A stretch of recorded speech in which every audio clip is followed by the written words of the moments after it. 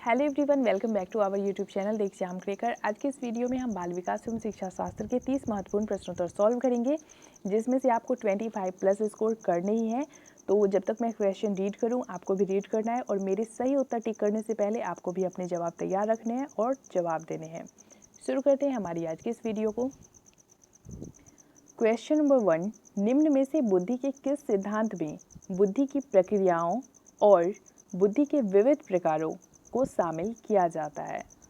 First option है आपका Spearman का सामान्य कारक, सेकंड है स्टर्नबर्ग का बुद्धि का त्रिआयामी सिद्धांत, थर्ड है सावंत का बुद्धि का सिद्धांत एंड फोर्थ ऑप्शन है थर्स्टन की प्राथमिक मानसिक योग्यताओं का सिद्धांत।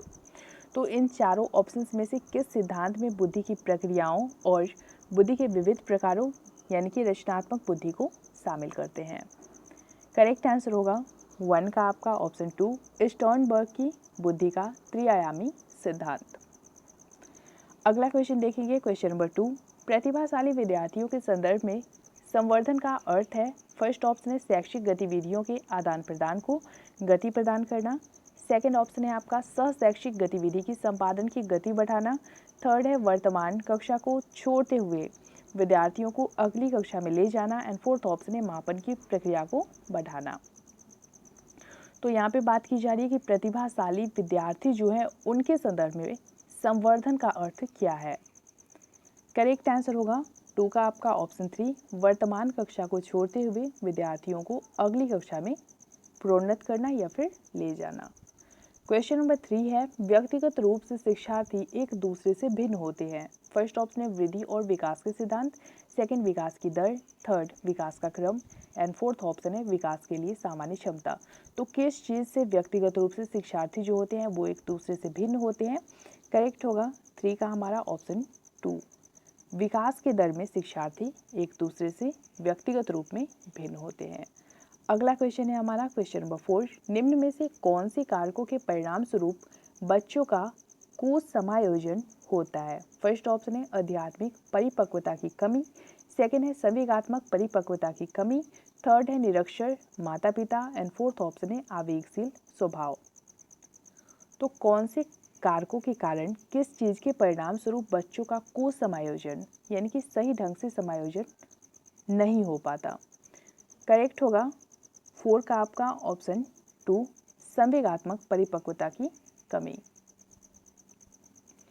क्वेश्चन नंबर 5 है हमारा, एक बालक सामाजिक रूप से स्वीकार्य नियमों को सीखता है। फर्स्ट ऑप्शन है धीरे धीरे, सेकंड तेजी से, थर्ड अव्यवस्थित रूप से एंड फोर्थ ऑप्शन है समय समय पर। तो एक बालक सामाजिक रूप से स्वीकार्य नियमों को कैसे सीखता है? फास्ट फास्ट सीखता है या फिर स्लो स्लो सीखता है? कैसे सीखता है ये बताना है आपको। करेक्ट आंसर होगा 5 का हमारा ऑप्शन 1, धीरे धीरे सीखता है। क्वेश्चन नंबर 6 है हमारा, कक्षा में ध्यान न देने वाले एक विद्यार्थी के साथ व्यवहार करने का सबसे बेहतर तरीका क्या हो सकता है? फर्स्ट है बच्चे को अनुभव कराने के लिए कक्षा के सामने दंड देना, सेकंड है बच्चे को ऐसे स्थान पर बैठाना जहां ध्यान कम भटके, थर्ड है काम करते समय बालक को खड़ा करना ताकि वह ध्यान से देख सके एंड फोर्थ ऑप्शन है बालक का ध्यान आकर्षित करने के लिए बालक को समय समय पर अवकाश देना। तो कक्षा में अगर कोई ऐसा स्टूडेंट हो जिसका ध्यान इधर उधर जा रहा हो तो उसको सही ढंग से व्यवहार करने के लिए सबसे बेहतर तरीका जो आप लोगों के अकॉर्डिंग इन चारों ऑप्शंस में से है उसे बताना है आपको। करेक्ट आंसर हो जाएगा 6 का आपका ऑप्शन 2, बच्चे को ऐसे स्थान पर बैठाना जहां उसका ध्यान कम भटके। क्वेश्चन नंबर 7 है हमारा, एक समावेशी कक्षा में निम्न में से कौन सा सबसे कम महत्वपूर्ण है? फर्स्ट ऑप्शन है प्रतिस्पर्धा और अंकों पर कम जोर देना, सेकंड है अधिक सहयोगात्मक और साहचर्यात्मक गतिविधियां प्रदान करना, थर्ड है विद्यार्थियों को अधिक विकल्प प्रदान करना एंड फोर्थ ऑप्शन है पाठ्यक्रम को पूरा करने के लिए विद्यार्थियों द्वारा अधिक प्रयास करना। तो एक समावेशी कक्षा में जो सबसे कम महत्वपूर्ण है उसे चूज करना है। 7 का करेक्ट आंसर होगा हमारा ऑप्शन 4, पाठ्यक्रम को पूरा करने के लिए विद्यार्थियों द्वारा अधिक प्रयास करना। क्वेश्चन नंबर 8 देखेंगे, समाजीकरण एक प्रक्रिया है जो एक बालक को धीरे धीरे बनाती है। फर्स्ट ऑप्शन है सामाजिक प्राणी, सेकंड विद्यार्थी, थर्ड शिक्षक एंड फोर्थ ऑप्शन है सामाजिक कार्यकर्ता। तो समाजीकरण जो है वो बालक को क्या बनाती है? करेक्ट होगा 8 का हमारा ऑप्शन 1, सामाजिक प्राणी। क्वेश्चन नंबर 9 देखेंगे, एक रचनात्मक छात्र वह है जो फर्स्ट ऑप्शन है ड्राइंग एवं पेंटिंग में बहुत प्रतिभावान होता है, सेकंड है बेहद बुद्धिमान होता है, थर्ड है परीक्षाओं में लगातार अच्छे अंक लाता है एंड फोर्थ ऑप्शन है पार्श्व चिंतन और समस्या समाधान में अच्छा होता है। तो यहाँ पे बात रचनात्मक छात्र की जा रही है। तो रचनात्मक छात्र वो होते हैं जिनकी सृजनात्मक शैली जो होती है वो अच्छी होती है, वो पार्श्व चिंतन और समस्या समाधान में अच्छे होते हैं। ऑप्शन 4 सही होगा हमारा। क्वेश्चन नंबर 10 देखेंगे, निम्न में से किस चिंतक ने बाल केंद्रित शिक्षा का समर्थन किया? फर्स्ट ऑप्शन है आपका BF स्किनर, सेकेंड है जॉन डीवी, थर्ड है Erik Erikson and fourth option है चार्ल्स डार्विन। तो किस चिंतक ने बाल केंद्रित शिक्षा का समर्थन किया था? करेक्ट होगा 10 का आपका ऑप्शन 2 जॉन डीवी। अगला क्वेश्चन देखेंगे, क्वेश्चन नंबर 11, वाइगोत्स्की द्वारा प्रतिपादित बालक की निजी वार्तालाप की अवधारणा फर्स्ट ऑप्शन है प्रदर्शित करती है कि बालक आत्म केंद्रित होते हैं, सेकंड है दिखाती है कि बच्चे मूर्ख होते हैं और इसलिए उन्हें वयस्कों के मार्गदर्शन की सहायता पड़ती है, थर्ड ऑप्शन है दिखाती है कि बच्चे स्वयं से प्यार करते हैं एंड फोर्थ ऑप्शन है प्रदर्शित करती है कि बच्चे अपने खुद के कार्यों को निर्देशित करने के लिए भाषा का प्रयोग करते हैं। तो वाइगोत्स्की द्वारा प्रतिपादित बालक की निजी वार्तालाप की अवधारणा जो है वो प्रदर्शित करती है कि बच्चे अपने खुद के कार्यों को निर्देशित करने के लिए भाषा का प्रयोग करते हैं, यानी कि ऑप्शन 4 जो है हमारा वो सही होगा। अगला क्वेश्चन देखेंगे, क्वेश्चन नंबर 12, कोहलबर्ग के सिद्धांत की मुख्य आलोचना क्या है? फर्स्ट ऑप्शन है कोहलबर्ग ने बिना अनुभव के आधार के एक सिद्धांत का प्रतिपादन किया, सेकंड है कोहलबर्ग ने प्रतिपादित किया कि नैतिक तर्क विकासात्मक होता है, थर्ड है कोहलबर्ग पुरुषों और महिलाओं के नैतिक तर्क में सांस्कृतिक विभिन्नताओं को ध्यान में नहीं रखा एंड फोर्थ ऑप्शन है कोहलबर्ग ने नैतिक विकास की अस्पष्ट अवस्थाओं का वर्णन नहीं किया। तो ये जो क्वेश्चन है ये 2016 में आया हुआ है, तो प्रीवियस ईयर के क्वेश्चन ज़रूर देखिए आप लोग। बार बार मैं यही रिकमेंड करूँगी कि एग्ज़ाम देने से पहले आप प्रीवियस ईयर के सारे पेपर ज़रूर देख लो, वो आपके सीटेट एग्ज़ाम के प्रिपरेशन में बहुत ज़्यादा हेल्पफुल रहेगी। करेक्ट आंसर हो जाएगा 12 का आपका ऑप्शन 3। अगर आपने प्रीवियस ईयर के पेपर सॉल्व कर रखे हैं तो ठीक है, अगर आपने नहीं देखे हैं तो आप प्लेलिस्ट में जाके चेक करें, वहाँ पे आपको मिल जाएगी सारी प्रीवियस ईयर के पेपर 2011 से लेकर 2019 तक के जितने भी सीटेट के एग्जाम हुए हैं वो सारे मैंने सॉल्व करवाए हैं, नहीं तो आप डिस्क्रिप्शन में भी उसकी लिंक मिल जाएगी, आप वहाँ से भी जाके देख सकते हैं। क्वेश्चन नंबर 13 देखेंगे, अधिगम में पिछड़े बालक प्रायः दिखाते हैं, फर्स्ट ऑप्शन है संप्रत्यात्मक असामान्यताएं, सेकेंड है बोधात्मक असामान्यताएं, थर्ड है आदत संबंधी असामान्यताएं एंड फोर्थ ऑप्शन है शारीरिक असामान्यताएं। तो अधिगम में ऐसे स्टूडेंट जो पिछड़े होते हैं वो क्या करते हैं? करेक्ट होगा 13 का आपका ऑप्शन 1 संप्रत्यात्मक असामान्यताएं। अगला क्वेश्चन देखेंगे, क्वेश्चन नंबर 14, प्रत्येक शिक्षार्थी अपने आप में अद्वितीय है, इसका अर्थ है? फर्स्ट ऑप्शन है किसी भी दो शिक्षार्थियों की योग्यता, रुचि और प्रतिभा समान नहीं होती है, सेकेंड है शिक्षार्थियों के गुणों में सामान्यता नहीं होती और न ही उनके लक्ष्य सामान्य होते हैं, थर्ड है सभी शिक्षार्थियों के लिए एक सामान्य पाठ्यक्रम संभव नहीं है एंड फोर्थ ऑप्शन है शिक्षार्थियों की क्षमता को विकसित करना असंभव है। तो प्रत्येक शिक्षार्थी अपने आप में अद्वितीय है, तो ये व्यक्तिगत विभिन्नता है और इसका अर्थ इन चारों ऑप्शन के अकॉर्डिंग क्या है? करेक्ट होगा 14 का आपका ऑप्शन 1 किसी भी दो शिक्षार्थियों की योग्यता, रुचि और प्रतिभा समान नहीं होती है, यानी कि व्यक्तिगत विभिन्नता होती है सब में। क्वेश्चन नंबर 15 है आपका, सतत और व्यापक मूल्यांकन है, फर्स्ट ऑप्शन है अध्यापक पर केंद्रित, सेकंड है विद्यार्थी पर केंद्रित, थर्ड है मापन पर केंद्रित एंड फोर्थ ऑप्शन है आपका कार्य प्रदर्शन पर केंद्रित। तो सतत और मूल्यांकन क्या है इन चारों ऑप्शंस में से? करेक्ट आंसर होगा 15 का आपका ऑप्शन 2 विद्यार्थी पर केंद्रित, यानी कि बाल केंद्रित। क्वेश्चन नंबर 16 है, आत्म केंद्रितता संज्ञानात्मक विकास की किस अवस्था में होती है? फर्स्ट ऑप्शन है संवेदी पेशीय अवस्था, सेकेंड है पूर्व संक्रियात्मक या फिर पूर्व क्रियात्मक अवस्था, थर्ड है मूर्त क्रियात्मक या फिर मूर्त संक्रियात्मक अवस्था एंड फोर्थ ऑप्शन है औपचारिक संक्रियात्मक या फिर औपचारिक क्रियात्मक अवस्था। तो इसको ध्यान में रखिए, ये जो चारों स्टेजेस है ये पियाजे ने दिया है और ये क्वेश्चन काफ़ी इंपॉर्टेंट बनता है, ये बार बार एग्जाम में पूछता है, इसलिए इसको ध्यान में रखिए। करेक्ट होगा 16 का आपका ऑप्शन 2 पूर्व क्रियात्मक अवस्था।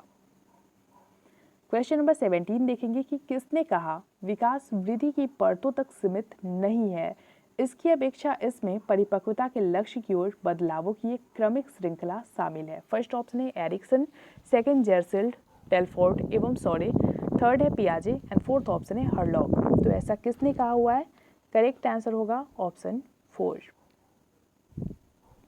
हरलॉक ने कहा है कि विकास वृद्धि की परतों तक सीमित नहीं है, इसके अपेक्षा इसमें परिपक्वता के लक्ष्य की ओर बदलावों की एक क्रमिक श्रृंखला शामिल है।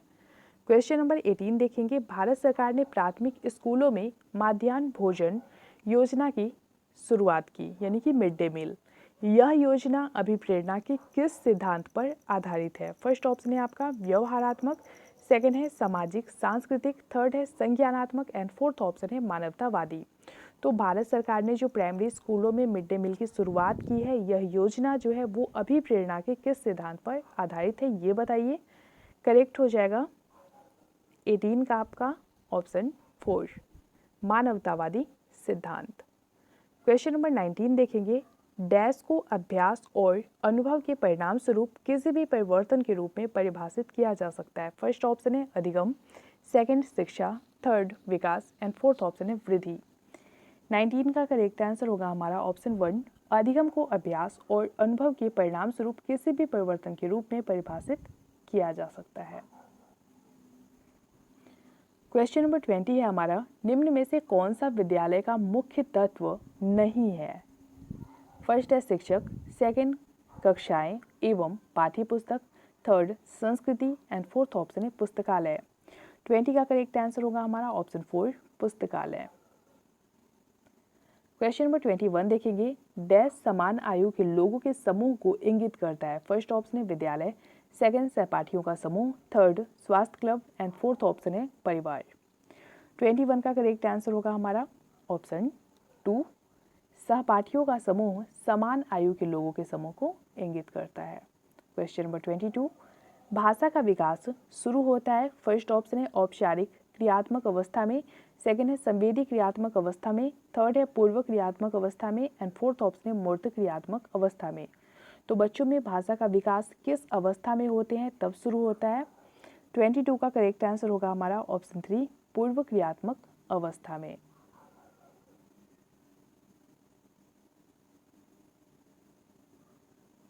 अगला क्वेश्चन है हमारा क्वेश्चन नंबर 23, एक बालक की गतिविधियां उसके वृद्धि के अनुसार डैश हो जाती है। फर्स्ट है जटिल, सेकंड आरामदायक, थर्ड तनाव रहित एंड फोर्थ ऑप्शन है दबाव युक्त। तो एक बच्चे की जो गतिविधि होती है वो उसकी वृद्धि के अनुसार जटिल होती है या फिर आरामदायक होती है या फिर तनाव रहित होती है या फिर दबाव युक्त रहती है, ये बताइए फटाफट से। करेक्ट होगा 23 का आपका ऑप्शन 1, जटिल हो जाती है। क्वेश्चन नंबर 24 है हमारा, डैश चिंतन में शामिल है। फर्स्ट ऑप्शन है चित्र भाषा कल्पना प्रस्तुति, सेकंड है चित्र कल्पना अवधारणा प्रस्तुति, थर्ड है कल्पना भाषा अवधारणा प्रस्तुति एंड फोर्थ ऑप्शन है चित्र भाषा अवधारणा प्रस्तुति। तो इन चारों ऑप्शंस में चिंतन में शामिल कौन सा है? करेक्ट होगा 24 का आपका ऑप्शन 4, चित्र भाषा अवधारणा प्रस्तुति। क्वेश्चन नंबर 25 देखेंगे, शिशु प्रेम भोजन आराम और अधिगम की आवश्यकताओं को पूरा करने के लिए डैश पर निर्भर होते हैं। फर्स्ट ऑप्शन है स्कूल, सेकंड साथी समूह, थर्ड माता पिता एंड फोर्थ ऑप्शन है दादा दादी। करेक्ट होगा 25 का हमारा ऑप्शन 3। बच्चे जो होते हैं वो प्रेम या फिर भोजन या फिर आराम और अधिगम की आवश्यकताओं को पूरा करने के लिए सबसे पहले अपने माता पिता पे ही निर्भर होते हैं। क्वेश्चन नंबर 26 है हमारा, विकलांग व्यक्ति अधिनियम 1996 में प्रयोग किए गए विकलांग शब्दावली के अंतर्गत निम्न में से कौन सा शब्द शामिल नहीं है? फर्स्ट ऑप्शन है स्वलीनता, सेकंड ठीक हो चुके टीबी, थर्ड मानसिक पिछड़ापन एंड फोर्थ ऑप्शन है भाषा संबंधी विकलांगता। 26 का करेक्ट आंसर होगा आपका ऑप्शन 4, भाषा संबंधी विकलांगता। क्वेश्चन नंबर 27 है हमारा, विभिन्न उप संस्कृतियों में समाजीकरण की प्रक्रिया व्यापक डैश दिखती है। फर्स्ट ऑप्शन है विविधता, सेकंड उन्नति, थर्ड समानता एंड फोर्थ ऑप्शन है निष्पक्षता। 27 का करेक्ट आंसर होगा हमारा ऑप्शन 4, निष्पक्षता। अगला क्वेश्चन है क्वेश्चन नंबर 28। निम्न में से कौन सा कथन वाइगोत्स्की द्वारा प्रतिपादित विकास और अधिगम के बीच संबंध का अच्छी तरह से सारांश है? फर्स्ट ऑप्शन है विकास अधिगम से अलग है। सेकेंड है विकास की प्रक्रिया अधिगम की प्रक्रिया से पीछे चलती है। थर्ड है विकास अधिगम का पर्यायवाची है। एंड फोर्थ ऑप्शन है अधिगम और विकास समानांतर चलने वाली प्रक्रियाएं हैं। 28 का करेक्ट आंसर होगा हमारा ऑप्शन 2, विकास की प्रक्रिया अधिगम की प्रक्रिया से पीछे चलती है। अगला क्वेश्चन देखिए क्वेश्चन नंबर 29। एकल अभिभावक के बच्चे का शिक्षण करते समय अध्यापक को क्या करना चाहिए? फर्स्ट ऑप्शन है इस तरह के बालक के साथ अलग तरह का व्यवहार करना चाहिए। सेकंड है इस प्रकार के बालक को कम गृह कार्य देना चाहिए। थर्ड है स्थिर एवं सतत वातावरण प्रदान करना चाहिए। एंड फोर्थ ऑप्शन है इस तथ्य को अनदेखा करना और उसके साथ दूसरे बच्चों के समान व्यवहार करना। 29 का करेक्ट आंसर होगा हमारा ऑप्शन 4, एकल अभिभावक के बच्चे का शिक्षण करते समय टीचर को इस तथ्य को अनदेखा करना चाहिए कि वो एकल अभिभावक वाले बच्चे हैं और उसके साथ दूसरे बच्चों के साथ जैसा व्यवहार किया जाता है वैसा ही करना चाहिए। अगला क्वेश्चन है हमारा क्वेश्चन नंबर 30। एक अध्यापिका समान मात्रा में जूस से भरे 2 समान गिलास दिखाती है। वह उन्हें ऐसे 2 गिलासों में खाली करती है जिसमें से एक लंबा और दूसरा चौड़ा है। वह पूछती है कि उनमें से किस गिलास में अधिक जूस है।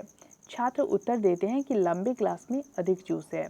उसके छात्रों के साथ किससे संबंधित समस्या है? फर्स्ट ऑप्शन है समायोजन की, सेकंड आत्मकेंद्रिता की, थर्ड विकेंद्रीकरण की एंड फोर्थ ऑप्शन है उत्क्रमणीयता की।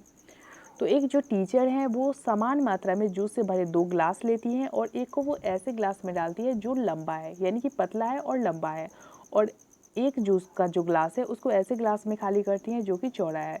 और फिर बच्चे से पूछती है कि किस गिलास में ज़्यादा है। तो बच्चे जो हैं जो लंबा वाला गिलास है उसके बारे में बोलते हैं कि इसमें ज़्यादा जूस है।